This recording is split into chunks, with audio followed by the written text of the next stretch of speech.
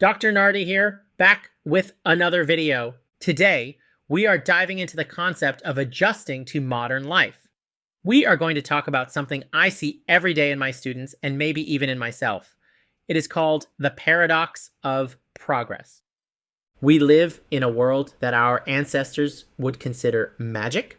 Look at where we are. We are the children of technology. Think about it. We can transport 300 people over 1,500 miles in a matter of hours. We have instant connection across the globe. We can do months of math in split seconds. Technically, we have solved the big three problems: distance, hunger, and labor. We should be the happiest people in history. But here is the catch.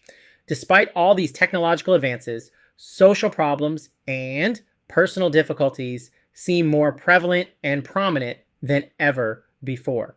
This is the paradox of progress. We have more stuff, but we do not seem to have more life. Let us look at the reality. Modern technology gave us time-saving devices like cars, vacuums, and dishwashers. The promise was that these machines would liberate us, but the reality is much different. We feel rushed, fatigued, and short on quality time. In fact, even though productivity has doubled since 1948, our actual leisure time has declined. Work follows us home in our pockets. We are also paying a physical price for this progress. Look at sleep. A generation ago, the average person got 8 hours of sleep. Today, it is down to 6.5 hours. We are walking around with a massive sleep deficit, which affects our mental health, our physical health, and our ability to function.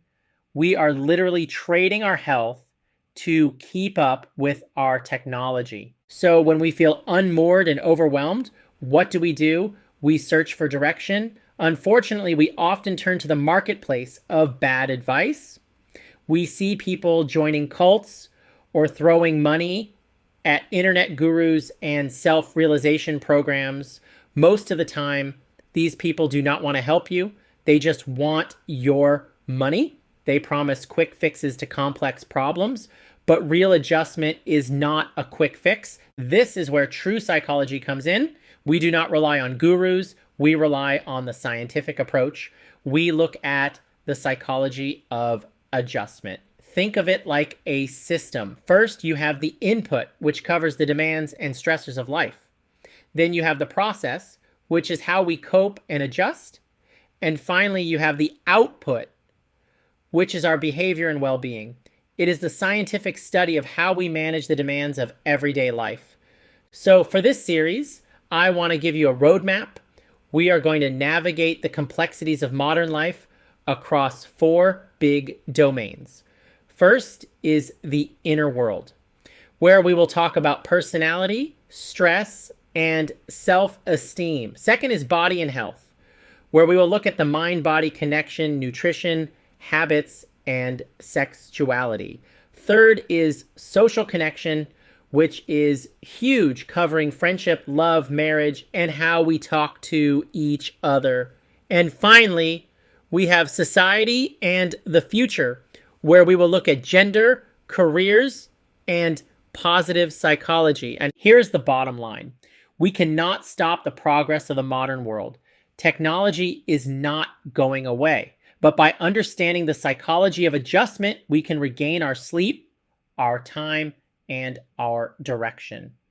If you want to move from paradox to fulfillment, make sure you subscribe. We have a lot of work to do. I am Dr. Nardi, and I will see you in the next one.